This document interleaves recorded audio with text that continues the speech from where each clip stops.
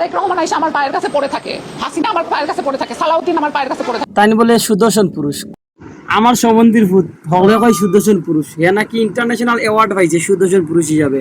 আরে ভাই যারা সুদর্শন পুরুষ হিসাবে সিলেকশন করছে এই বোর্ডের তো মাথার সমস্যা আছে, নয়তো তারে কেমনে সিলেকশন করলো সুদর্শন পুরুষ। এ যদি সুদর্শন পুরুষ হয় বাকি পুরুষরা খিতা, তাহলে বাকি পুরুষরা তো পুরুষই না রে ভাই, ওগুলো তো সব হইলে গিয়া কাপুরুষ। তাই বলে বাংলাদেশের একমাত্র সুন্দরী তারা নাকি আমরা কেউ চিনি না। Educated, illiterate, fucking আমি ভাবলাম একটু তানরে বাঙ্গাই লই, তান সম্পর্কে আপনারা কিছু জানুক কা। যদি আমার কিছু হয় আমি পুরা দেশকে ডুবাই দিব। এই লাগি বাংলাদেশের একমাত্র সুন্দরী নারী, তান সুন্দরর আগুন দিয়া পুরা দেশ জ্বালাই লিবা।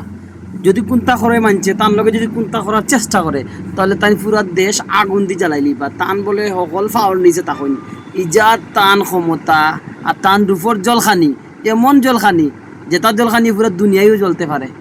সবাই সতর্ক থাকবা। আমার মনে হয় আমি বাংলাদেশে এখন অন্যতম সুন্দরী একজন নারী। আসলে তো সুন্দর, আমি কালকে রাতে তার স্বপ্ন দেখছি তো, ইটা সুন্দর ইটা সুন্দর ইটা সুন্দর যে ভাই কালকে সারা রাত ঘুমাইতে পারছি না তার টেনশনে। আমি ইংলিশ মিডিয়ামের স্টুডেন্ট। শুনি আফানু আবার ইংলিশ মিডিয়ামের স্টুডেন্ট, তাই বাংলিশে কথা কইতে পারেন না, তাই খালি ইংলিশে কথা কই। তার নাম গান জানিলাই। আমার নাম স্নিগ্ধা চৌধুরী, আপনারা সবাই জানেন।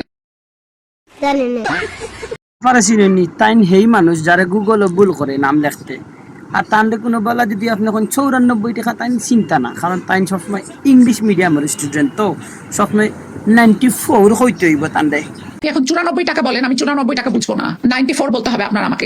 একজন মডেল এবং অভিনেত্রী এবং অভিনেতা। আচ্ছা বুয়াই বলে একজন মডেল অভিনেত্রী দুইটাই বুঝলাম, কিন্তু অভিনেতা ইকেন আবার কিতা সুদর্শন পুরুষ না কিতা?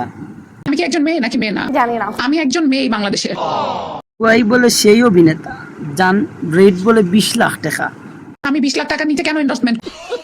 আমার আপু এত পপুলার যে তাদের এশিয়ান গ্রুপ শুটিংও লাগিয়ে নিয়েছিল, নিয়ে একটা খেয়াত রুমও রাখছে, তাদের এসি রুম দিছে না, তার প্রেস্টিজও লাগছে। কিন্তু খেয়াত একটা রুম, হ্যাঁ এসি পর্যন্ত নাই তার রুমে। কথা তো বাক্কা শুনলাম, এখন তার একটু স্টাইলিশ গাড়ির ব্যাপারে শুনিয়াই। একটা গাড়ি মেইনটেইন করি, এমন গাড়ি যে গাড়ি মিরপুরে ঢুকবেই না। আইনি লাগি সেই মানুষ তাদের পুরো বাংলাদেশ বলিউড মনে করে, আর বলিউডে যত মুভি টাইম ছাড়া রিলিজও হয় না। বাংলাদেশ আমাকে বলে বলিউড।